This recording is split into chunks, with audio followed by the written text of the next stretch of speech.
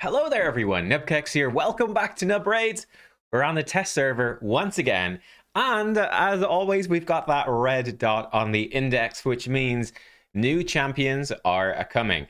Also, these new champions are, of course, going to be tying into the new fusion. Let's actually look at him first of all. Over here, Emic Trunkheart, his fusion starts. One thing that's a bit weird about this champion, he appears to be, at least right now in the test server, he appears to be a midget. I'm not sure quite why, but this champion is incredibly small. I wonder if this is intentional. It feels weird because there's so much hype around this champion. And I don't know, maybe this is like, I'm not particularly tall, but he just is so small. It makes him feel really uncool. He should really be bigger. Like this badass defender, of the realm. It's just when he's tiny, he's like a little gnome. Anyway, we can see his base stats here. They're looking really good, honestly. 105 base speed is super nice. That's very high. And 23k base HP is good, solid HP. That is what we're hoping for. Again, I think this guy is looking to be actually kind of OP. I've seen some rumors of stuff. We were away this weekend with our puppy. Our puppy is very, very sick. So we wanted to make sure to get her out on a holiday, while she's well enough to enjoy it, basically. So yeah, I'm kind of away. I'm going to be diving into this guy very soon. There'll probably be a video on him out later today, probably. But yeah, I think this A1 is going to be insane. His A2, A3, and A4. But yeah, I think his base stats are looking pretty juicy. So that is quite nice. That's him, the midget himself. We do have another Sylvan Watcher. We'll come back. We'll come back to her. Let's go through the rest in order. And we can sort of start predicting as well, I think, what champions are likely to be part of the fusion. It is going to be a... what's the word for it? Like, I can't remember the word for it. It's basically we're going to have fragments for the epics. So collect fragments to fuse up epics. And then the epics you have to fuse together to make the legendary. They did this with Brogni and Lanathril. I think they're the two. And they typically are extremely hard. It's sort of like the worst aspects of both fragment and of typical fusions. Like you typically can't miss any fragments. Anyway, we'll deal with all of that. Stay tuned later in the week when stuff goes live and we see the schedule and the calendar. I will break it down for you and explain what to do. You can see my fusion prep video as well, so you can get some prep ideas. So Furion, though, let's get back to the champions. Wow, this guy looks so cool. So cool. This guy is sick.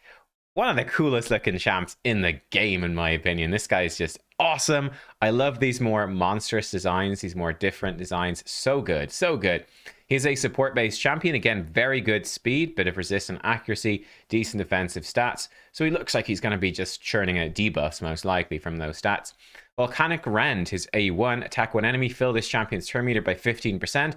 Also fills a turn meter of all allies except this champion by 10% when attacking a target under a HP burn debuff. Okay, so it's going to give him a big chunk of turn meter and give everyone else a small chunk of turn meter. Pretty cool. Obviously, he's going to be tied in with fire, if you didn't guess from his name and his look. His A2, Blazing Barrier, 5-turn cooldown, books to a 3-turn cooldown, places HP burn debuff on all enemies for 3 turns, and instantly activates any HP burn debuffs on all enemies. Now, what's interesting to me about this instantly, number one, 3-turn burn on a 3-turn cooldown. That's very good. Also, there is no attack as part of this. What that means, I think, in particular for Hydra, this should go through Poison Cloud, right? It's not going to weak hit. It's just going to place them. So yeah, that's looking pretty nice. Then place a shield buff on all allies for 2 turns equal to the damage inflicted by the HP burn activation. The value of the shield cannot exceed 25,000 HP. That's kind of interesting. So the shield can only be so strong. I forgot to mention, it's a 3-turn burn with a 3-turn cooldown, but he's instantly going to knock 1 turn off, of course, with that with the A2. This seems phenomenal, though. What a move, right? One of the best moves now for Hydra, I would say. Look, 3 turns of burn, instantly activate it on Hydra and give everyone a really big shield.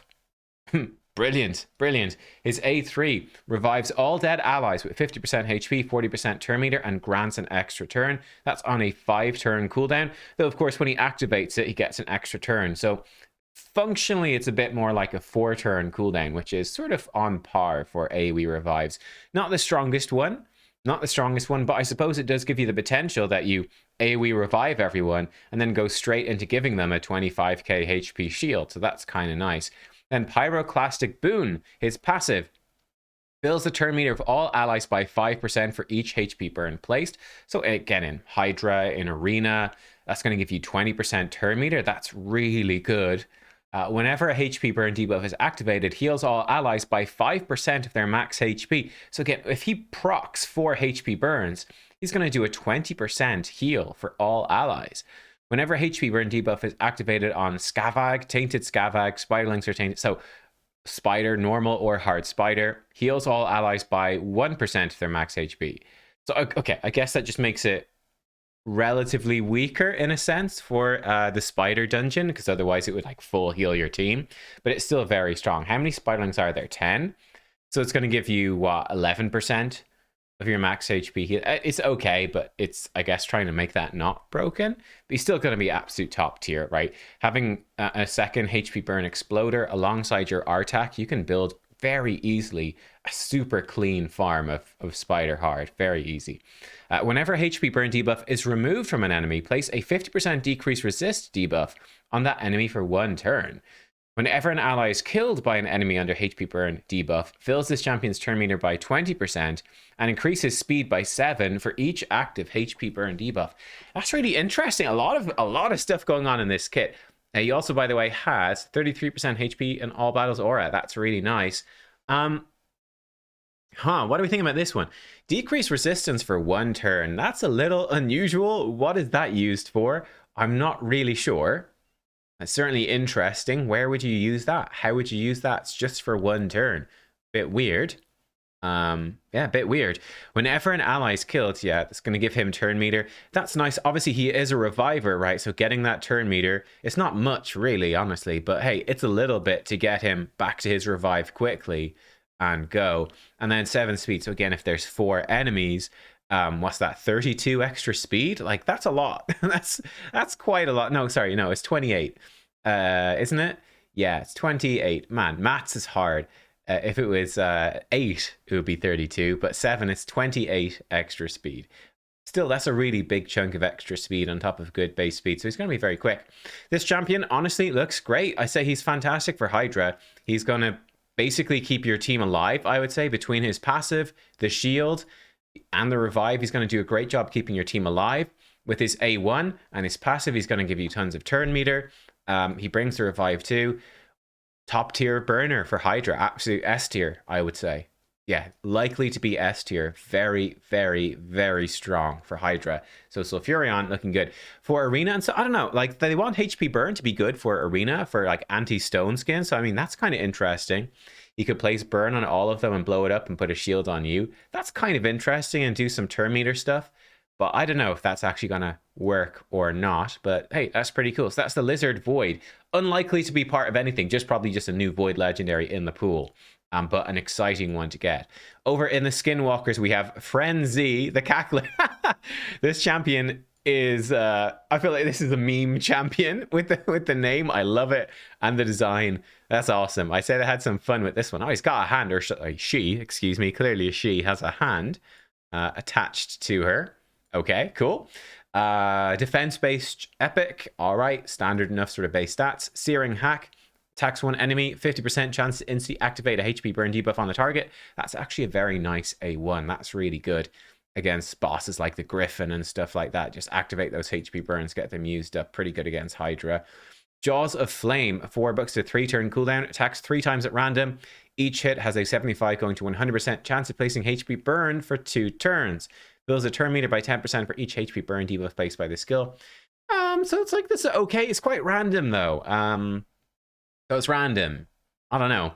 Then Vexatious Cackle. 5 turn goes to a 4 turn cooldown. Attacks all enemies. 75 going to 100% chance of provoke for a turn.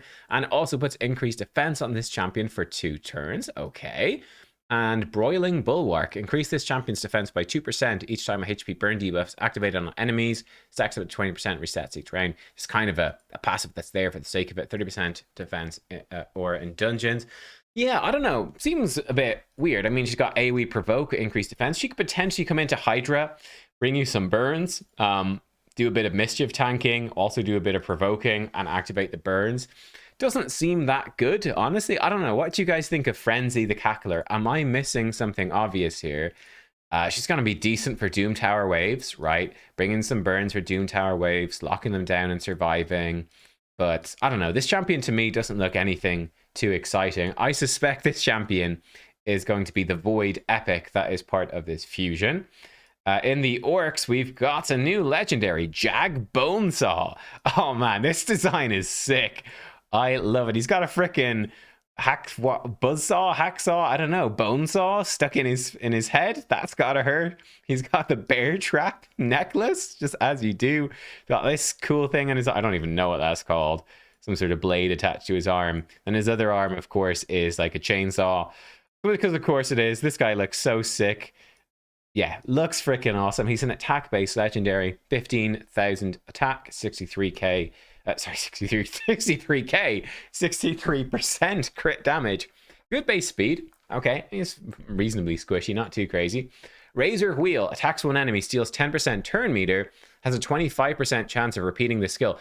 30% damage from books. That's a lot of damage. Could hit pretty hard. And if it repeats the skill, that could do a lot of damage, stealing the turn meter. Pretty nice. Shred the Flesh. 4 goes to a 3-turn cooldown. Attack one enemy 2 times. Before attacking, transfer all debuffs from this champ to the target. Damage from the first hit increases by 10% for each debuff transferred. Then applies a debuff spread effect, taking 2 random debuffs from the target and placing them on all enemies. Damage from the second hit increases by 5% for each debuff transferred, and each debuff applied through the debuff spread effect. Well, that's really interesting. Wow, that's really interesting. Each debuff transferred. Okay, so it's going to scale up even more from this. Okay, so it gets like a 10% damage for each debuff transferred on the first hit, 5% for each one on the second, but it gets more from debuff spread. I mean, so you could get, well, I mean, I guess it's sort of unlimited in this sense for this one. You could get a ton of extra damage if he's got tons of debuffs. Then you could get, well, 2, so 10% for every target you spread it to. Let's say in a Doom Tower wave or something, you've got 4. You can get 40% extra damage from spreading it to everyone. Seems like an interesting move, though, right? Throw all your debuffs to the target and then spread them around. That's actually really cool. Even if you don't transfer any debuffs, it's still doing a debuff spread, right? And that's really unusual and quite unique. So that's kind of exciting. Lacerating Tempest, 5-turn goes to a 4-turn cooldown, attacks all enemies. Before attacking, removes all buffs from all enemies. Damage increases by 5% for each buff removed. Fills this champion's turn meter by 15% for each enemy killed by this skill. Interesting. Interesting. So the more buffs they have, the harder it hits. He's obviously going to need accuracy to do this. Huh. Weird. This is an interesting champ so far. He's doing interesting stuff. I'm just trying to think of where he's good. Rev Up the Saw, great name. Okay, increase accuracy. At the start of this champion's turn, place 50% increase accuracy and 30% increase crit damage on them for 1 turn. At the end of this champion's turn, put a 30% decreased crit rate and 25% decreased crit damage debuff on the enemy with the highest crit damage for 1 turn. Interesting. So obviously, polymorph is going to be a real problem for this champion, right? Stripping buffs off enemies. That can get you polymorphed. Transferring debuffs, spreading debuffs, they can all get you polymorphed. Polymorph is just really annoying, isn't it? Anyway, I don't know. Where do you use an attack-based nuker apart from that? I'm not super sure. Maybe he could do some stuff for Dragon. Maybe, you know, help you a bit with the weight. I don't know. It's a bit weird. He's a bit weird. If polymorph did not exist in the arena, he'd be pretty interesting. Brings his own increased accuracy, and then he could potentially strip off buffs and hit a bit harder. Though, would you be able to build enough accuracy on him? I would say certainly you're going to be able to get past the resistance if they're nukers and stuff like that. But any of the supports that build a bit of resistance, maybe not. Interesting champ. I'm not sure how good he is, but he's certainly intriguing. And he might do pretty good damage. I don't know. I'm interested. He's a fun-looking one. I don't know if he's good, but he's fun. Jumping over to the dwarves, we've got Isbale over here. Fire gun Isbale. Okay, so she is a gun, and she presumably fires that. Oh dear, fires the gun. She looks cool. I like her. She's got an attitude. She's got attitude. She's like the body of a rare champion, but the head of a legendary. There we go. Makes her an epic. You put the two together and you get an epic champion. Decent base speed. Apart from that, really awful base stats. Like, she's got good attack, but bad crit damage. So squishy. Weird. All right, Fire Shot. Attacks one enemy. 50% chance of decreasing the duration of a bomb debuff by 1 turn. Okay. Also, it's a 25% chance of placing a bomb debuff on a random enemy for 1 turn. Instantly detonates the bomb debuff placed on that random enemy. All bomb debuffs placed by this skill on enemies whose max HP is higher than 200,000 do 20% more damage. Okay. So she can decrease bombs, or as well, she can also randomly place a bomb and instantly blow it up. All right. Tracer Slugs. 5 turn goes to a 4 turn cooldown. Attack one enemy 2 times. First hit has a 75 goes to 100% chance of placing 2 bomb debuffs detonate after 2 turns.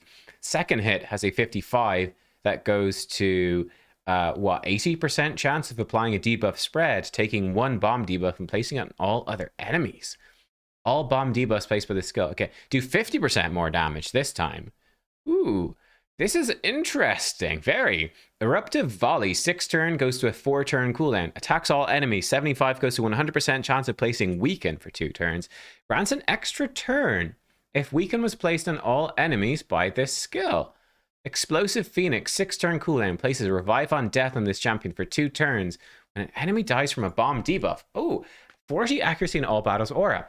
This looks to be possibly like an anti-Bommel champion, like a budget one for people that don't have Nishak, right? Comes in, she can put 2 bombs onto Bommel with her A2. You bring in some ally attacks and she can blow up those bombs and yeah, maybe add more bombs onto Bommel, instantly blow them up.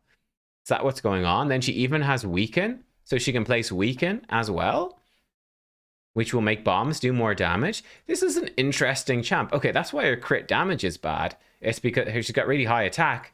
Bombs scale off of attack. Okay. It's a pity it's not a 100% chance to put bombs AoE. This could do a ton of damage, though. Just like bam, bam, put bombs out on everybody. That's interesting. And then bombs here. That's quite cool.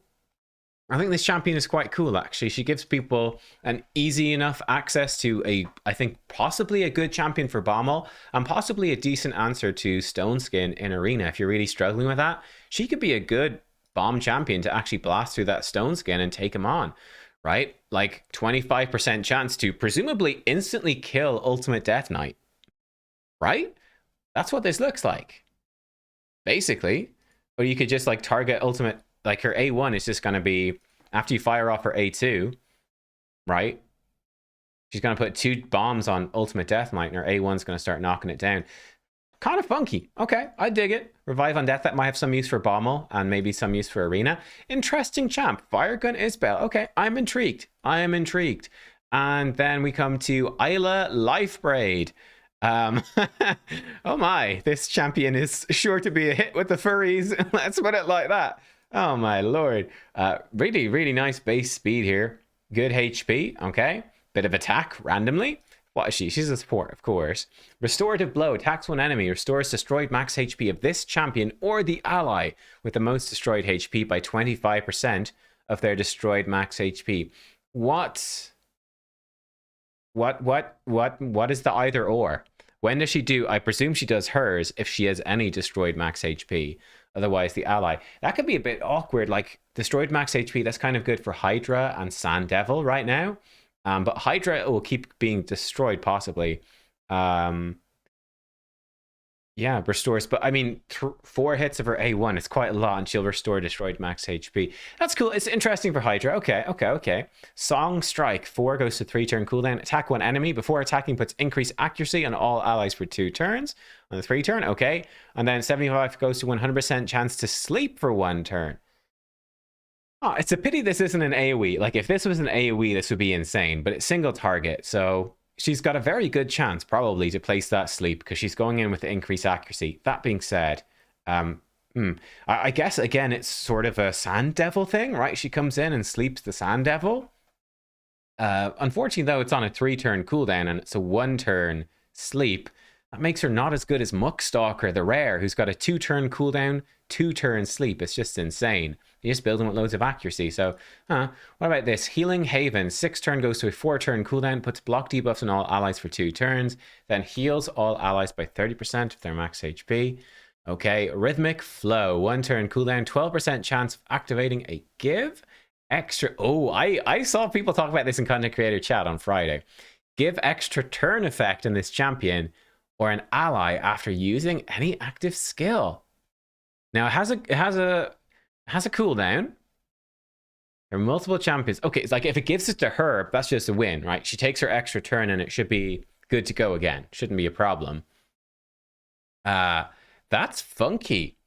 So if it doesn't proc on her, it could proc on anyone that uses an active skill. So it's very random. Very random. Huh. Is this champion good for anything, though? That's very unique. That's super unique, right? Basically, anyone that goes after is going to have that chance for an extra turn. That's kind of a problem, and Demon Lord Clan Boss is going to wreck your speed tunes. For Hydra, doesn't seem very useful. Really, like the Destroy Restore thing is nice. But like increased accuracy is okay. Sleep does nothing. Like healing a bit and block debuffs is okay. She doesn't seem that insane. Yeah, she's weird. This champion's weird. I feel like she's sort of a Sand Devil champ, but kind of weird. I don't know. What do you think? What do you think? I feel like the passive is the only thing that makes this particularly exciting. She'd be all right for Iron Twins.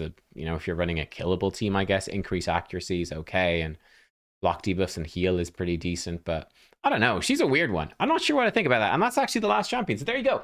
They are all of the new champions. Of course, we looked at Emic the Midget stars. What do you think? I actually think this is a pretty nice selection of champions. I suspect it's probably... the 2 Void Epics are a bit weirding me out. I'm not a massive fan of those, but I suspect Frenzy is going to be...